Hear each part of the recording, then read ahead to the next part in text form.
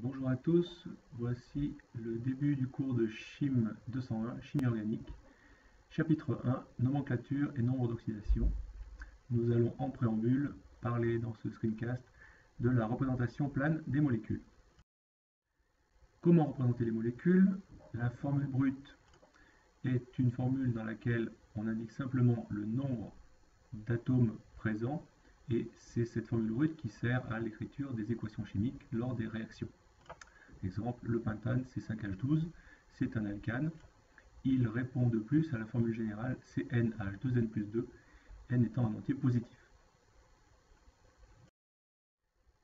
La formule développée plane, notation de Lewis que nous avons déjà vu au préalable, petit rappel, elle consiste à une représentation de la valence des atomes dans la molécule, mais n'est en aucun cas une description spatiale de la molécule.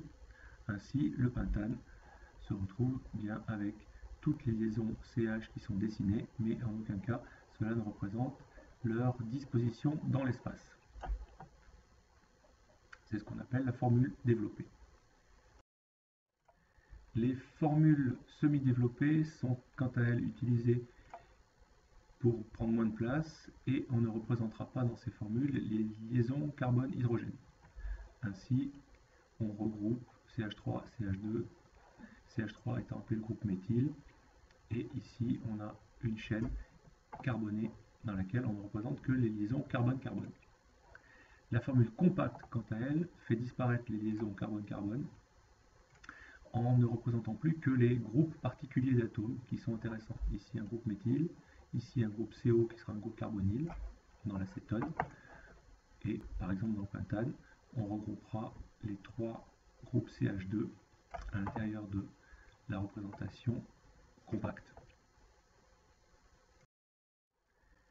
La formule topologique, quant à elle, est une représentation encore plus simplifiée, puisque le C de l'atome de carbone n'est plus indiqué et les liaisons carbone-hydrogène non plus.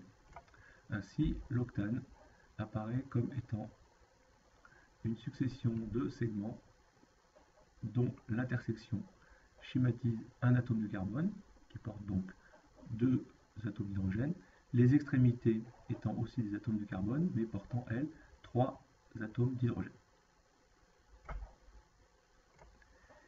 Par contre, nous ferons figurer dans la notation topologique tous les hétéroatomes, c'est-à-dire autres atomes que le carbone et l'hydrogène, et les liaisons multiples, ainsi le propanamide.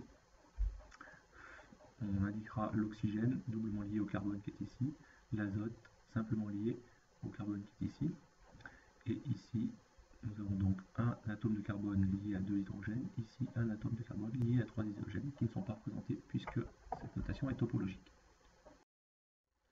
La formule topologique permet une indication qualitative des angles lorsque les liaisons sont dessinées dans le plan.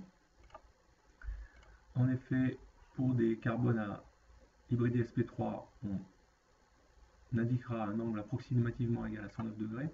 Pour les carbones hybridés sp2, c'est-à-dire tous ceux qui sont doublement liés, un angle à 120 degrés et un angle à 180 degrés, structure linéaire pour les carbones triplement liés ou doublement liés deux fois, avec l'hybridation sp.